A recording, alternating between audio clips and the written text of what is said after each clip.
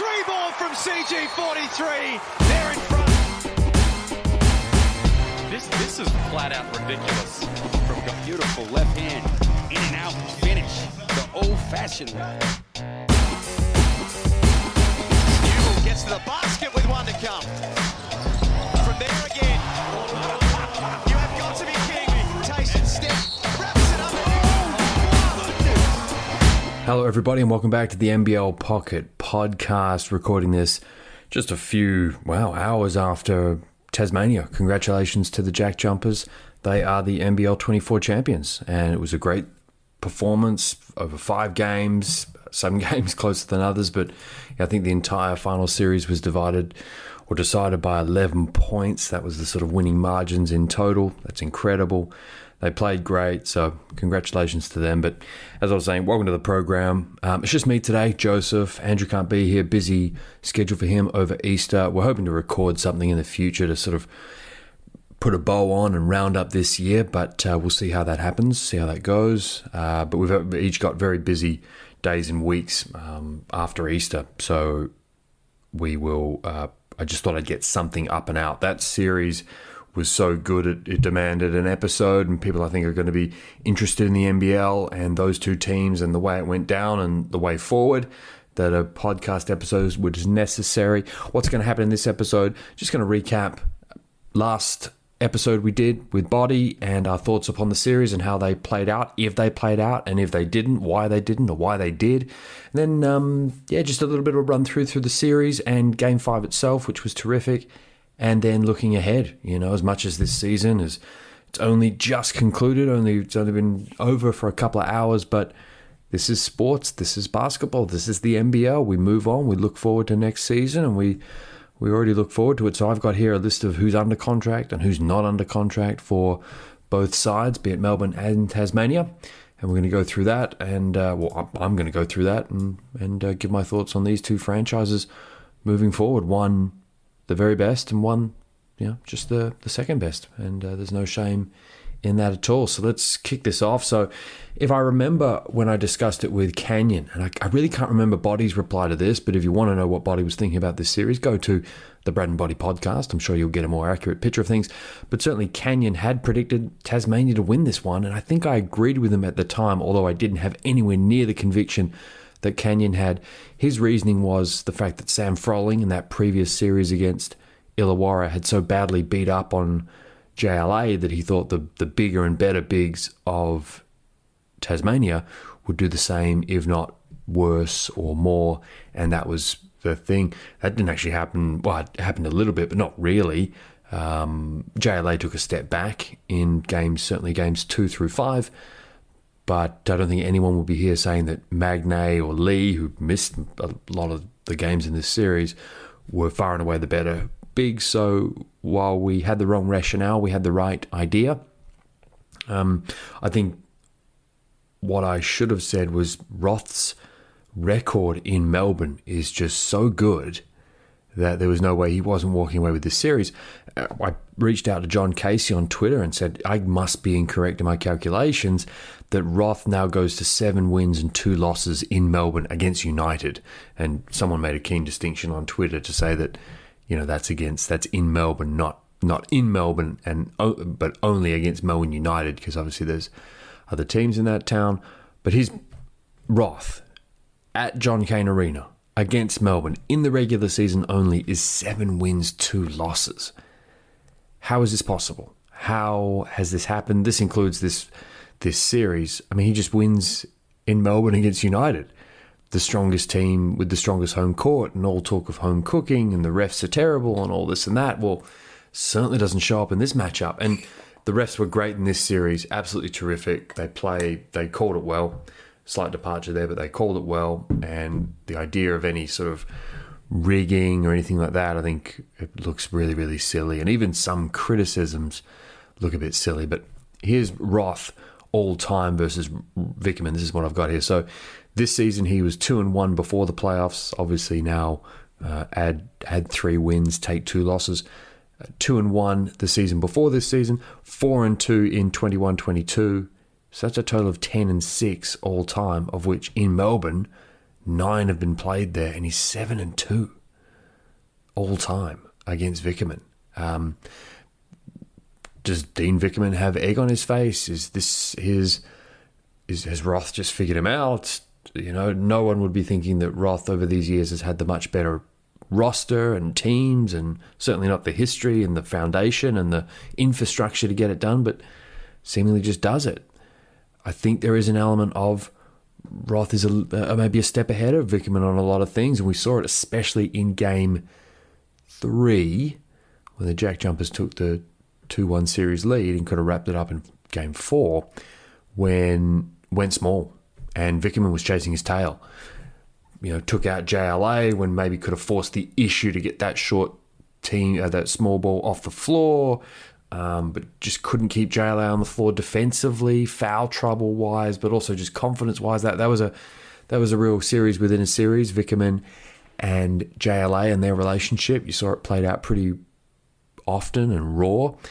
But yeah, Roth just has Vickerman's number, and it's a great little back and forth. You don't really hear a lot about it. You don't sort of see those two head to head, and you haven't seen the article yet where it's kind of like, student becomes master, although it's never really been that relationship. It's more just like, do we have a new league dad? My co-host Canyon calls Roth the league father, the league dad, and he's certainly daddy in Melbourne. So we'll see how that plays out.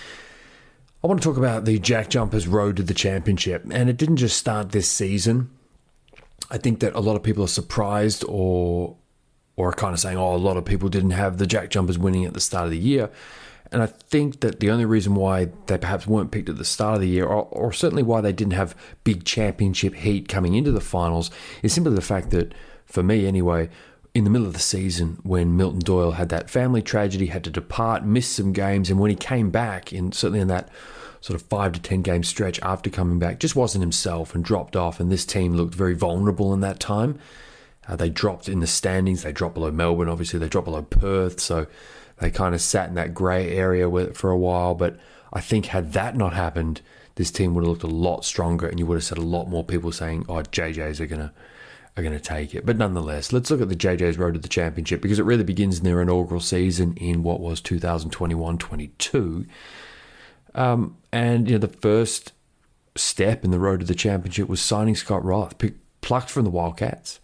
Spent a year sort of forming that team. I remember he was there for the last Gleason season, but not the first.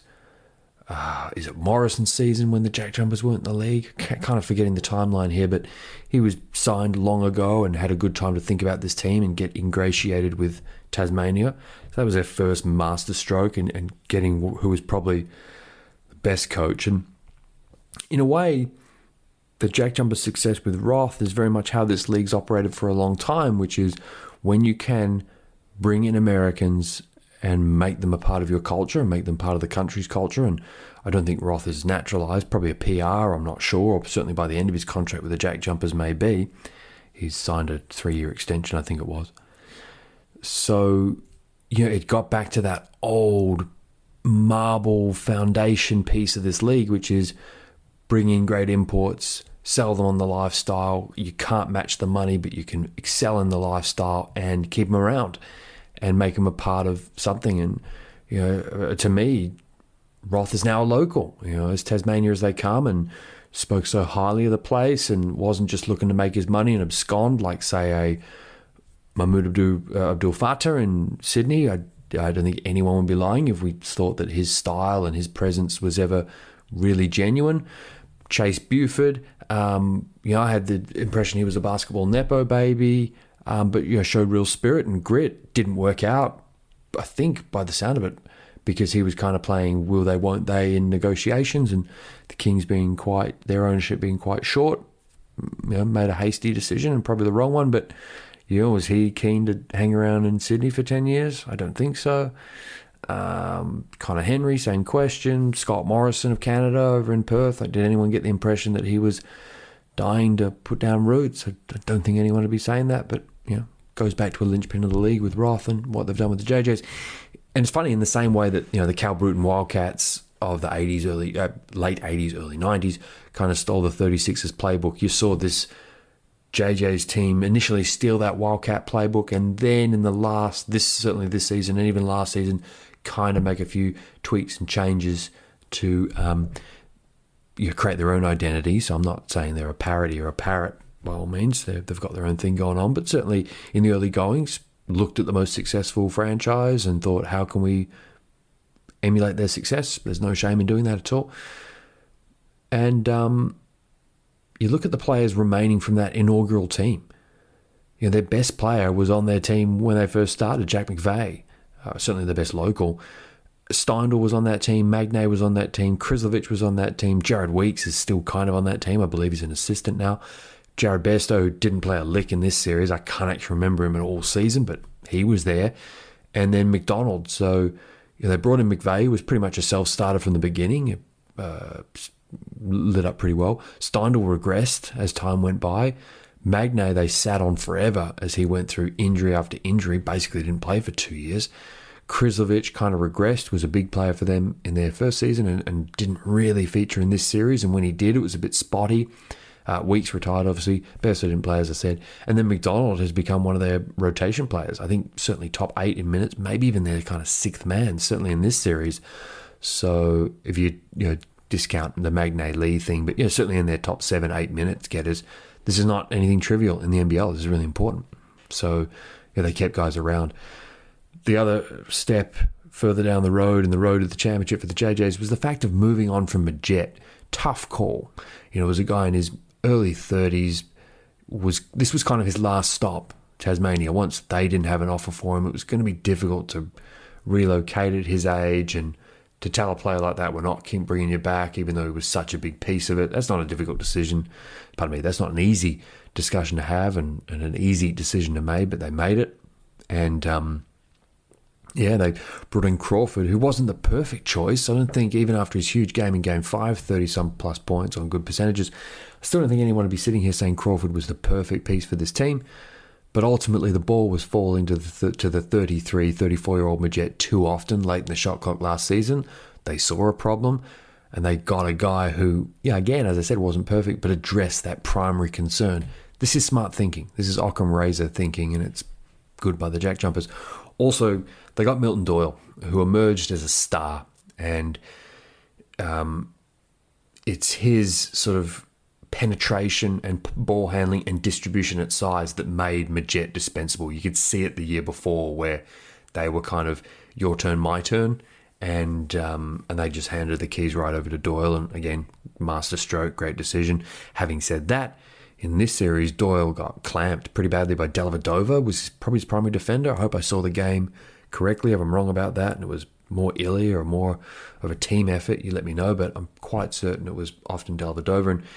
And in the series, he got totally clamped by Dellavedova, but never lost his cool, never chased his shot. Still got his shot attempts between 10 and 15 where you want to see it, and didn't shoot great percentages, but never chased it like you see other players do, throw up bad shots to just get that number up. Never did it. And that's a measure of a real heady, silky player and a leader and a professional. So Doyle was terrific all year, other than that slump, as we mentioned.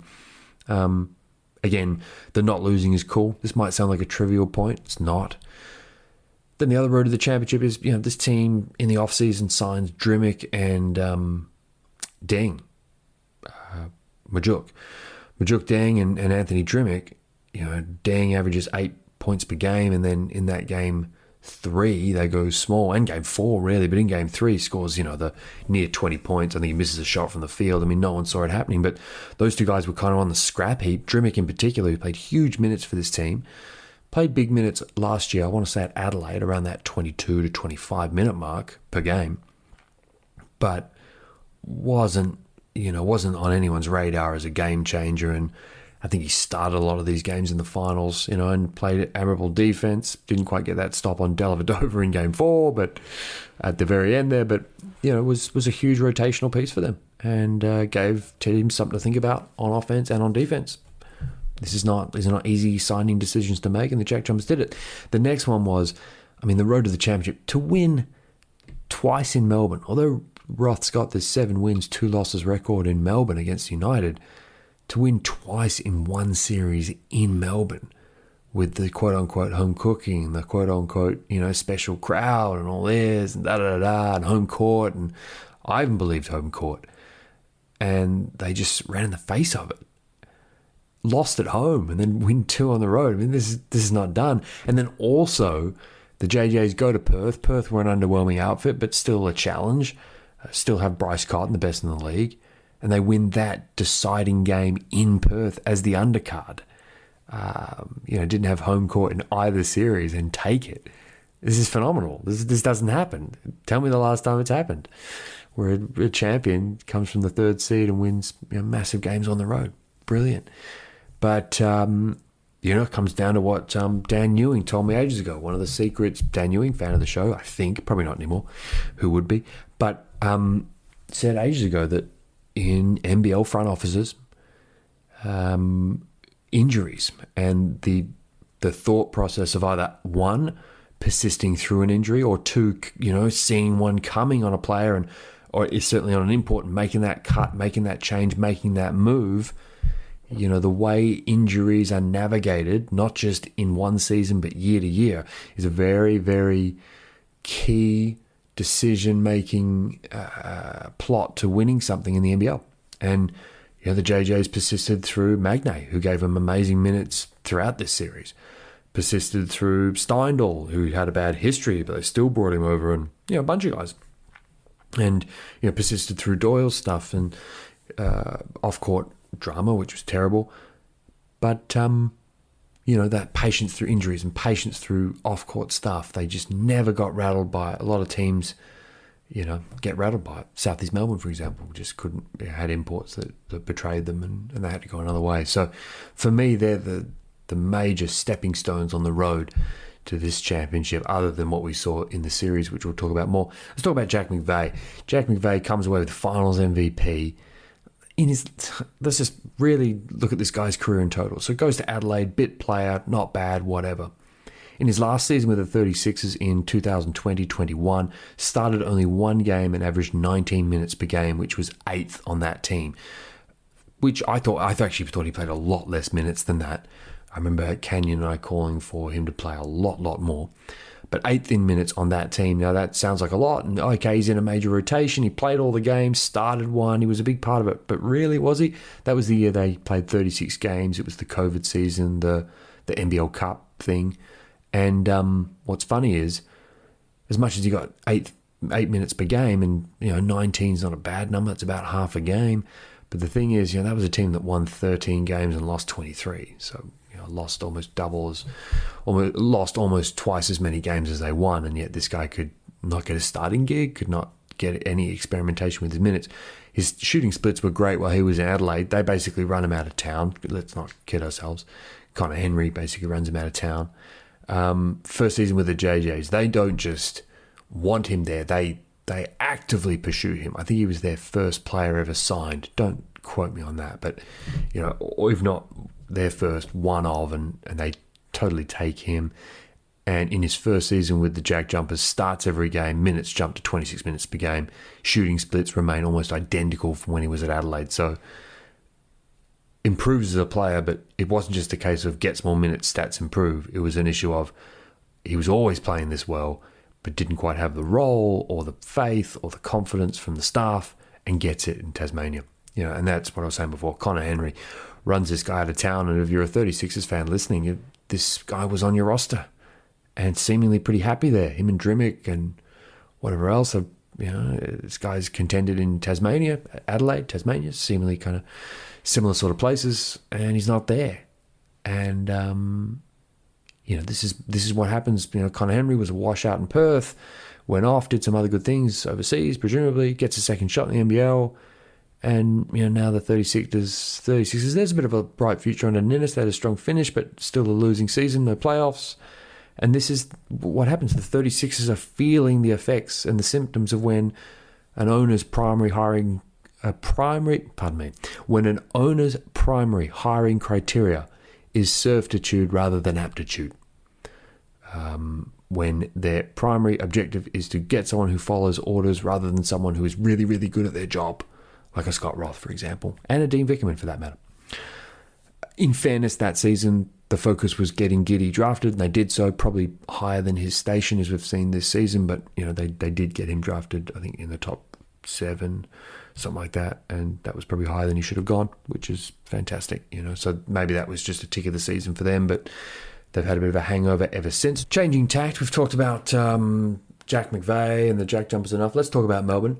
Dellavedova had a series and had some final phases in fourth quarters that I don't think many people would defend, but I will.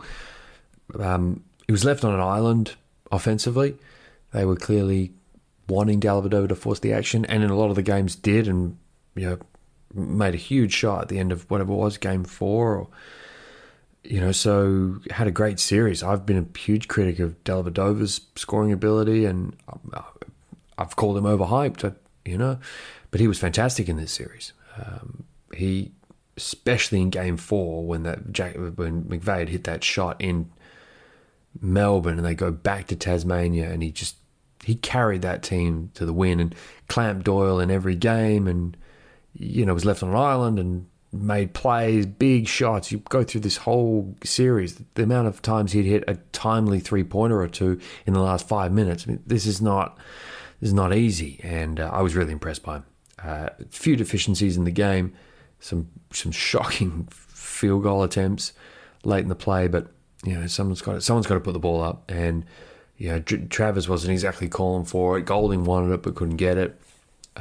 Clark didn't probably see enough of it, but I would love to look at the Dellavedova assist numbers. I didn't actually look at that. I more just looked at whatever, but to hold an NBL second teamer in Doyle to 19 of 57 in games 2 to 5, 33%. I reward two-way players, and I think he was really good. I'll ask this question. Is it fair to put aside game 1 as an outlier? Because Melbourne kind of beat Tasmania by about 20 points. If you put that game 1 aside, which I don't know if it's fair or not fair to do that, but if you do, Melbourne were outscored in fourth quarters by 24 points across games 2 to 5. 22 to 14, 31 to 22. Then they outscored in the comeback, outscored Tasmania by 1 point, and then lost this fourth quarter by 6. Is that indication of a choke? I think anyone would be being disingenuous or exuberant if they were to say that Melbourne United choked away this series. I don't think that would be fair at all. Is it fair to say they were clumsy in fourth quarters? Yeah, probably pretty accurate. A bit meek in fourth quarters. Some of the guys on the floor, for sure. Did Vickerman fail? Did he fail his team? I don't think so, but I will say, I don't know a neat way to say this other than, one of Vickerman's failures. One of Vickerman's, I think when he sits down and thinks about this series, one of the things he'll lament, that he'll reminisce about unfondly, that will plague him, is the fact that never quite restored JLA's confidence. Had that game 1 explosion, and then games 2, 3, 4, 5, none of these were at JLA's level. Never quite restored that confidence, never quite restored that foul restraint, never could quite curtail his frustration.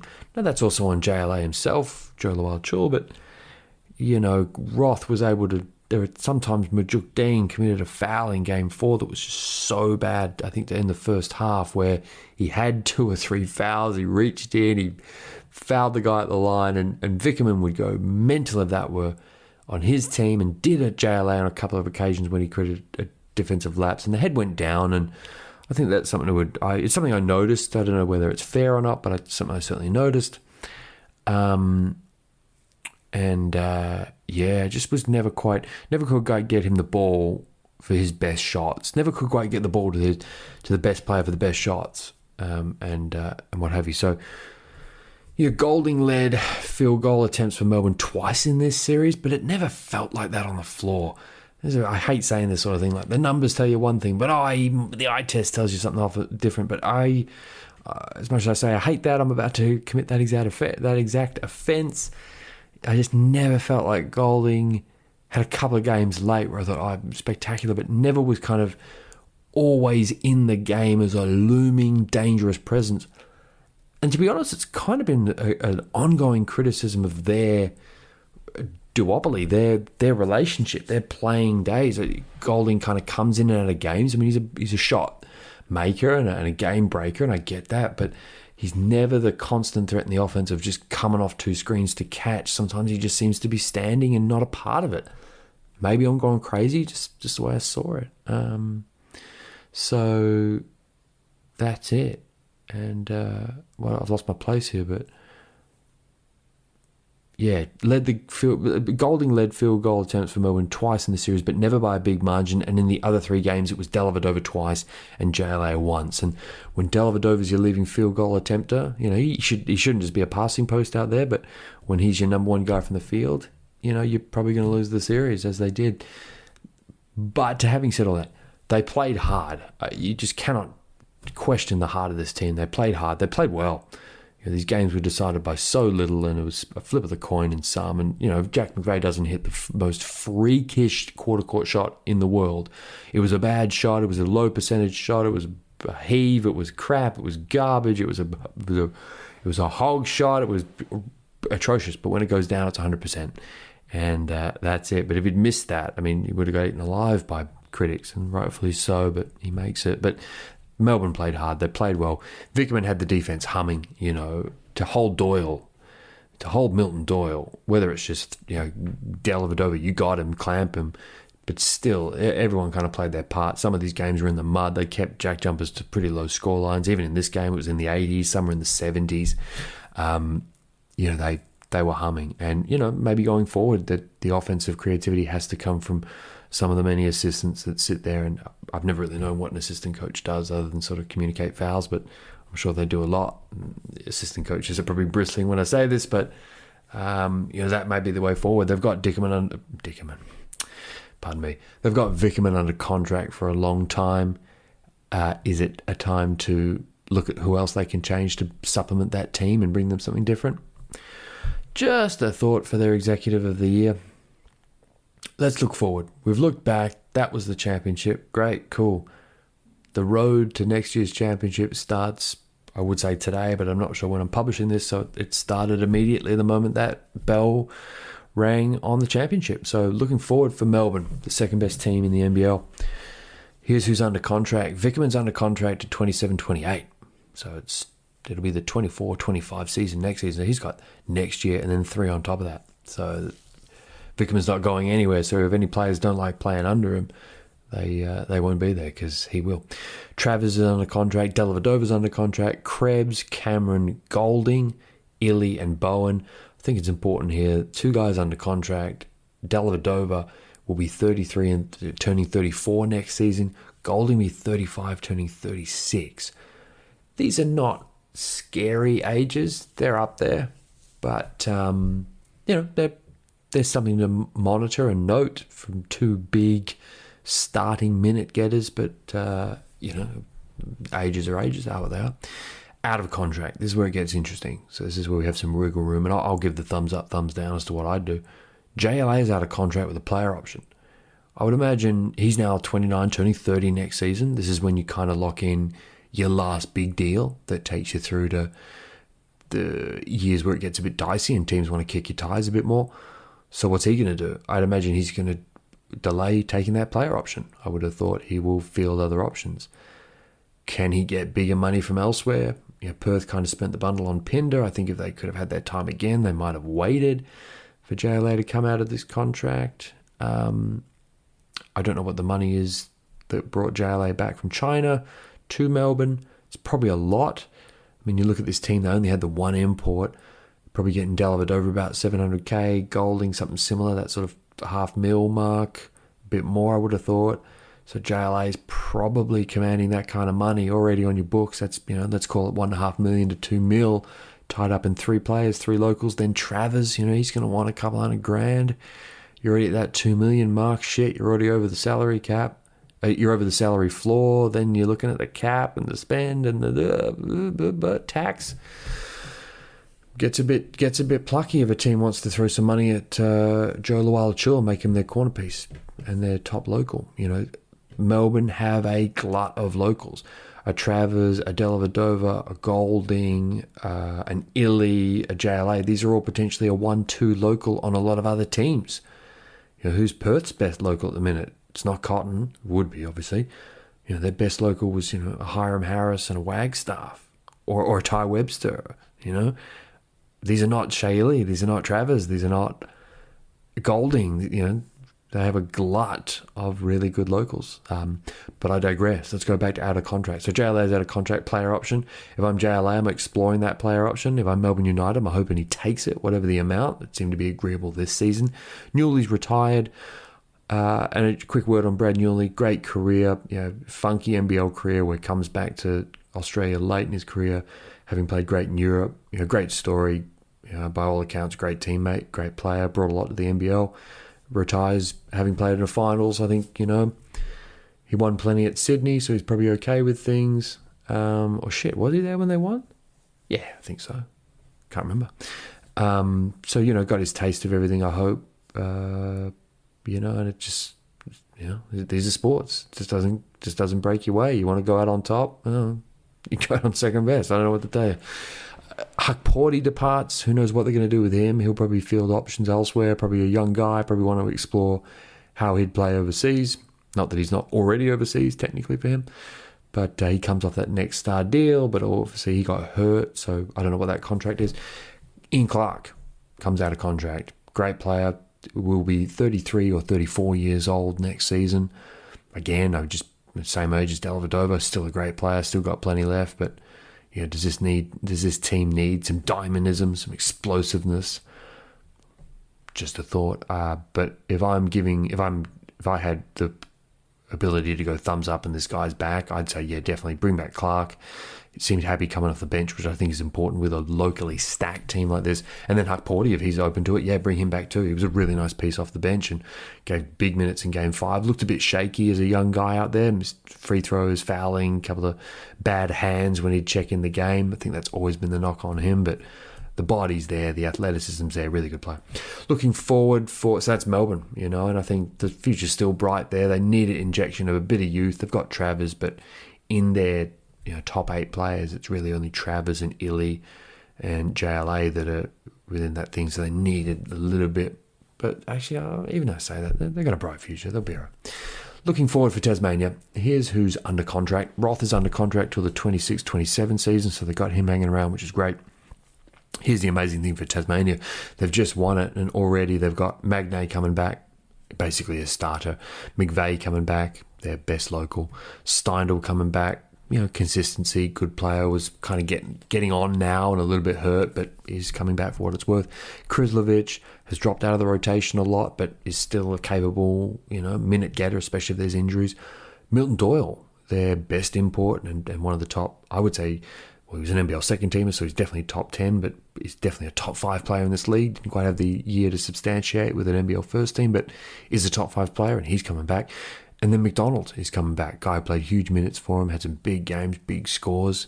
He comes back, a guy they've cultivated from their inaugural season, So you look at that and you've got 1, 2, 3, 4 guys in your top 6 players coming back. It's pretty handy for an NBL franchise. You don't often get that luxury. Out of contract, you've got Bairstow. They obviously see a value in him off the floor, but if I'm being curt and talking about, I'm a big believer in put the money and see it on the floor in your players. I'd probably say to Bairstow, thank you for being, an inaugural part, and you've got this championship, and this is the swan song, handshake and thank you very much. But as far as being a playing piece, I'd probably say no. Drimmick comes out of contract, really tough. Haven't got his age with me. Doesn't really matter. Had a good year. You'd have to look around. A lot of guys are out of contract this year, and if you can upgrade at that spot, it's rather callous to do that to a big minute getter on a finals team. But there's a point where you can get someone like, say, Galloway, who in Sydney, although he's gone to the NBA. But if you can get just that little bit more explosiveness and a little bit more consistency offensively, you'd probably look to upgrade there. Brutal, but got to say it. Majuk Deng had a great season. Had a great couple of games in the finals, but didn't have a great season. Very much a one-way player. Defense has always been an issue. But makes big shots and can score on the post and that. So I'd be looking at him at very much dependent upon price, but looking to maybe go thumbs up, bring him back. Marcus Lee, really big question mark. I mean, they won without him, right? gets hurt in game 4, doesn't play game 5, they win without him in one of those games anyway. It's all a question of how healthy is McVeigh, how trustworthy is McVeigh, and can you cheap out and toughie, real toughie that one. But I'd be leaning towards perhaps not. But did bring roster stability, but I just think McVeigh's set to be healthier and stronger, and fingers crossed. Then the other one is Crawford. I mean, talk about big game player. 30-some points, big percentages, huge looks in a big game, coming off nothing. Had a bad series and was really, dragged, plucked out of games and sat on the bench for 8, 10, quarters at a time, and sometimes in fourth quarters when the game was on the line. It's tough for a player to be pulled out and said, hey, you're our import, you've been our starter all year, big scorer all through the year, and you're going to sit and watch the fourth quarter as the big boys handle it, to keep the head up and drop 30 despite that. Really remarkable. So that's Crawford, fantastic. I'd say bring him back depending on what you're doing with Lee. If you think you can get something out of McVeigh, if you think you can get another big to produce those Lee minutes, like who am I thinking? Someone like like a Huck Porty or a Next Star who can give you something, or thinking over Hiram Harris, or if you want some size at that spot, someone like Harrison, if he wanted to move on from Brisbane, although he had a really good year, he's probably going to be a toppy contract. But yeah, a lot of guys are out of contract, so maybe you can pill for someone like that. We'll see. But Crawford, yeah, you'd probably look to. Boy, he was dynamic scorer. Probably look to bring him back. Oh, pardon me. Putting aside those two teams, and congratulations to Tasmania, and also congratulations to Melbourne. Another big year for them. But the big question is this: putting aside the tribalism of teams and players and all that sort of stuff, the big question, and this podcast and Andrew and I, we've flagged it from the very beginning of the year. The question is, has the NBL done enough to win or earn a better media rights deal than the one that is now expired? This deal with FOXTEL, News Corp, and ESPN is over. It's done. 3 years elapsed. No more. What's best for the NBL? What's best for News Corp? What's best for ESPN and FOXTEL, quote unquote? It begs the question. There's never been a better time to be, a worse time. Not better, a worse time. There's never been a worse time to be renegotiating a TV rights deal in Australia. The advertising market is in the toilet.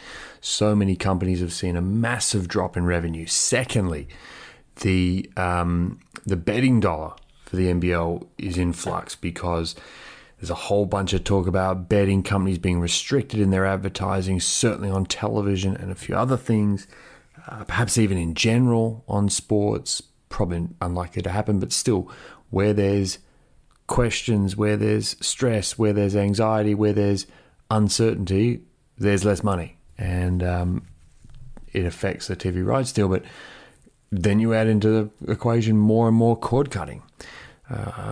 More and more people are not subscribing to FOXTEL.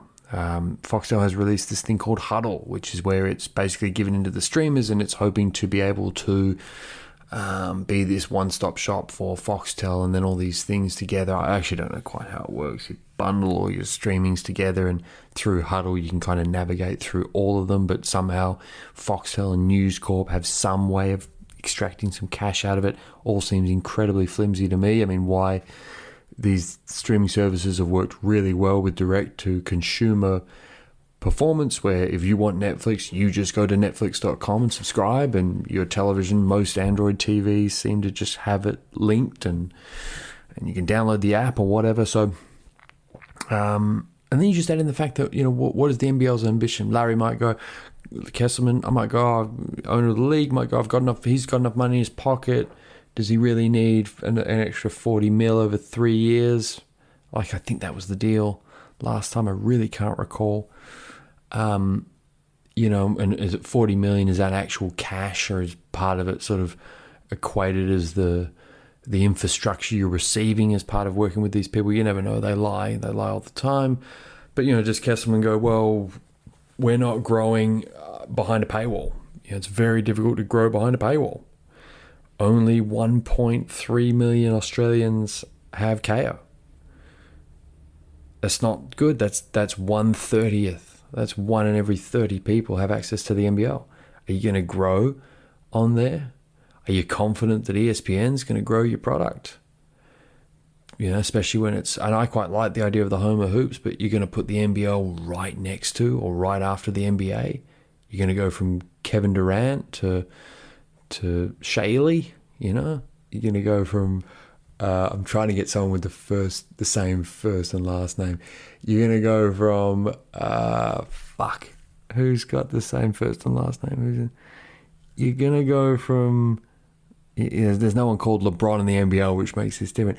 You're going to go from, Joe Mazzulla to Joe Luala-Chul. Doesn't really work. But you know what I mean? You're going to put them one against the other. Is that the best way to do it? Or you're better to frame the NBL as kind of the tribalism and put it up with like the BBL where it's a hit? I don't know. I don't know what I'm talking about anymore. But you know what I mean? Do you trust them to grow your product? Do you trust News Corp? I only have access to sort of their podcast divisions, but they've done podcasts on the basketball that have received 150 downloads. If you didn't know, that's really, really poor. So do you trust them to grow your product? So what's best? NBL betting, I would imagine, is very, very small. So do you think, well, maybe if we sign some deal with some funky streamer in China and we get a whole bunch of bettors there?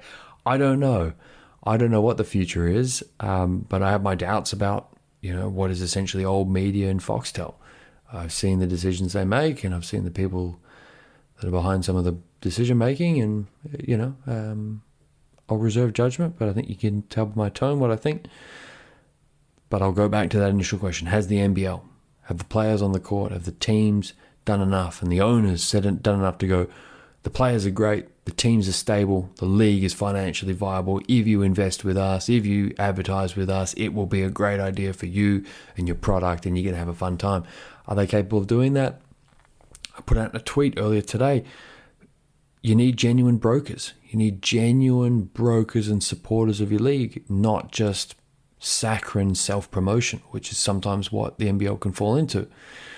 This conversation's really changed tone to something negative, but when you just when you're not honest about your product and how you're going to turn $1 into $2, and you just keep pumping the same shit about, it's up and up, it's coming, it's up and coming. All right, where was it? Where's it going? Oh, it was where it was, and it's gone where it's going. So, yep, give me raw numbers to show me how you're going to turn $1 to. Okay, your numbers weren't great that day. Why? How can they improve? How can we improve them? What do you want from us? If you don't have people who can't articulate that, you're going nowhere. You're going to continue to be behind a paywall and play to the Three Rivers crowd. And that's the worst part. Get great attendance records. 40 sellouts across the season. If you need this sort of stuff, go to John Casey. His Twitter account is great for it. But sellouts across the season, people are voting with their feet. But if you got people selling your product that you can't trust because you're like, I think this guy's telling me porky pies, let's go and give $200 million over 5 years to the A-League. That was the irony and the painful thing of it all was this final series was fantastic, highly entertaining, best sports product coming out of Australia in the last couple of days and weeks. Despite a FIBA break totally killing its momentum, it was a great product. And there it was that at the same time as the Game 5, the decider of the NBL, and Melbourne, big town versus Tasmania, small town, here we go. On the telly on Channel 10, on 10 bold because it's been relegated off the main channel, the A-League. There it was, the A-League. Melbourne Victory Melbourne City versus Perth, I want to say. I believe they're only in their regular season. It's hard to tell. I don't follow it. This is not good. This is not nice. This is not what you want. But they're stuck on that deal. $200 million over 5 years. I'll take it. The other thing to note in this conversation is the fact that we, the viewing public, maybe I'll try and find out in another way, but we, the public, won't actually know how well or poorly these NBL finals performed on TV, unlike years past. In the past, you've been able to go to sort of mediaweek.com.au or TV Black Box and just click on ratings, and there it has, alongside with 7, 9, 10s ratings, so how well Maths does, or I'm a Celebrity, Get Me Out of Here on Channel 10. Alongside them, it would always have the FOXTEL ratings and the FOXTEL performances.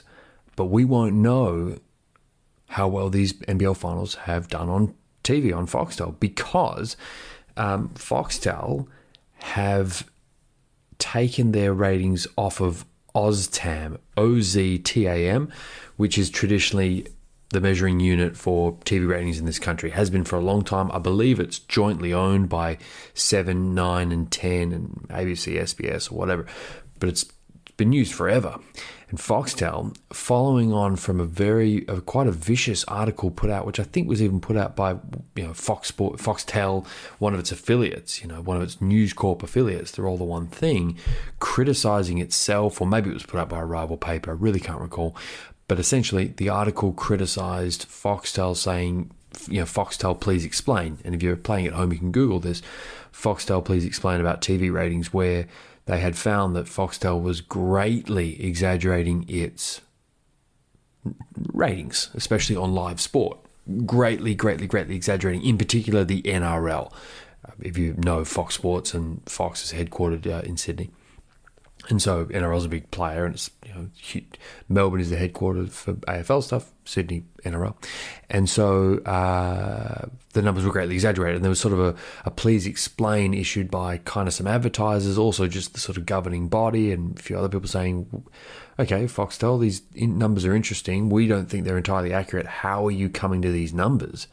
And FOXTEL basically just said like, oh no, they're accurate, but we're not going to show you how we arrived at our numbers, how we arrived at our TV ratings.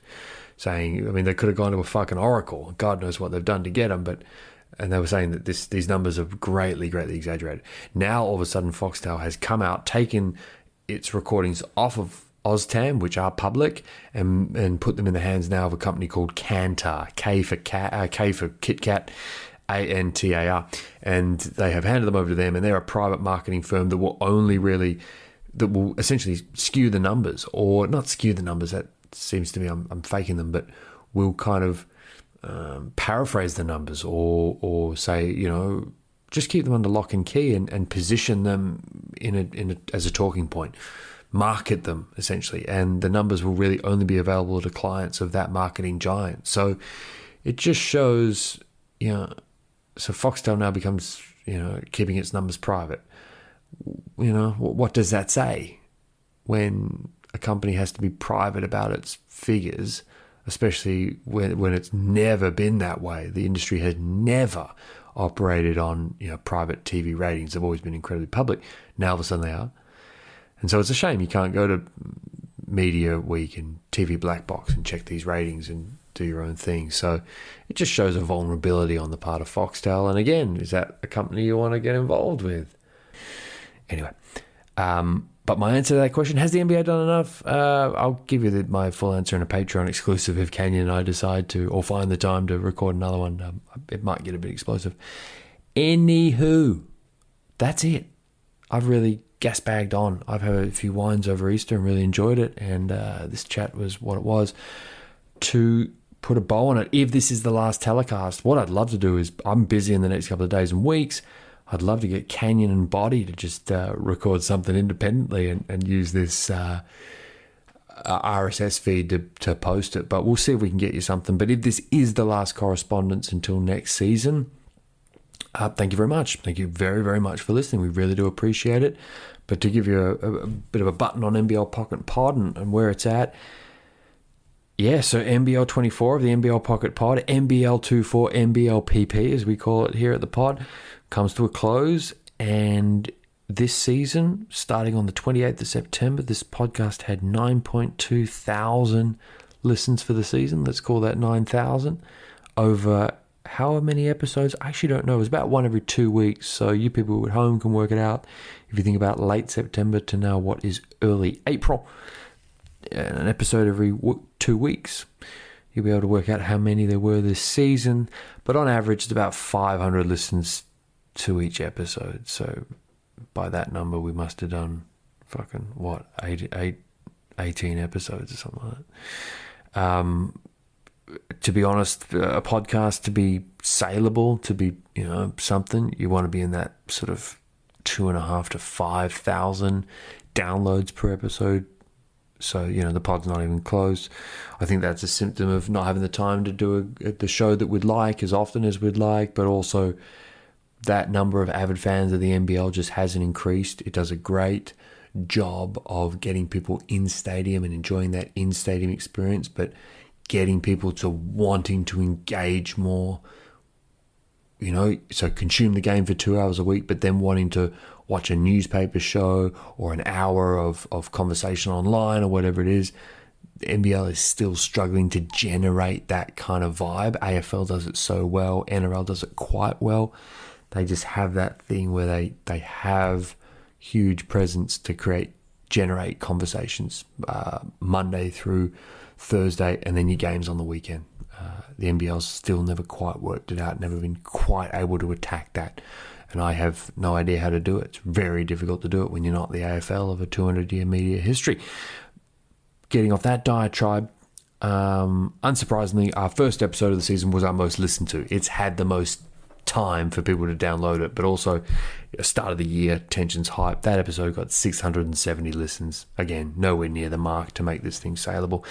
Big thank you to our guests. Body Nodge, most recently, has been a huge supporter of everything, and thank you so much. Trevor Krause, if he's listening, doubt it, author of Ticketless, came on, had that chat. That was a departure from the NBL, but a fun one for me, and I'm hopefully you guys as well. I believe Mark Worthington guested on one of these episodes. We didn't have a huge amount of guests this year. Kanji and I didn't reach out. I keep getting emails from the NBL about, here's where you can jump into press conferences. I have no want, whim, or wish to do it. Those those press conferences are always a bit average. People asking the same old question over and over, to write the same old stuff, and God bless them, whatever keeps the turnstile turning and the checks coming in, whatever. A big thank you to our patron and supporters in general, especially the patrons. And if you're thinking about it, to the patrons, I'll say, listen, there will be very little content between now and the start of the year. You'll still be billed every month. If you want to jump off now and jump back on at the start of next season, there is no hard feelings whatsoever. That money, we've never touched a dime of the Patreon money. It's there from the moment we started the account. We might split it 50-50. I mean, we pay a small hosting fee for this stuff and whatever, but we're thinking we might pull it and give it to charity. We're not sure. Give it to someone. Don't know. Do we need it? Kind of. Not really. We'll think about what we want to do with it, but we do thank you for it, and it is in some ways support the show, and we appreciate it. So thanks very much, everyone. NBL 24 in the books. Go out, live your life, and we'll see you in the future. And actually, before I go anywhere, huge thank you to one half of NBL Pocket Pod, which is Andrew Kenyon. A dear friend, an amazing host. You sort of resent doing the pod up until the very moment you first hit the red button, and then when you record it's just the best fun, and then you stop the recording, and because of my shitty computer and internet there's been some problem and it's a pain in the ass, but it's only as big a pain in the ass until the next time you hit the red button and record again, and you always have such fun doing this. And as I always say to people, if you're thinking about starting a pod with your brother, your sister, your friend, your mother, your father, your cousin, whatever, your monkey's uncle, whatever you're thinking of doing, it's a great medium. If you do think about doing it on the NBL, absolutely go for it. Jump in the DMs on Twitter. Happy to send you every piece of everything I can. I'll give you logins to this. You want to cheat on Bitly, cheap URLs if you want to. Happy to help you in any way, shape or form. Love chatting about it, so do reach out. Thanks, Pocketeers, and see you next season. Ciao.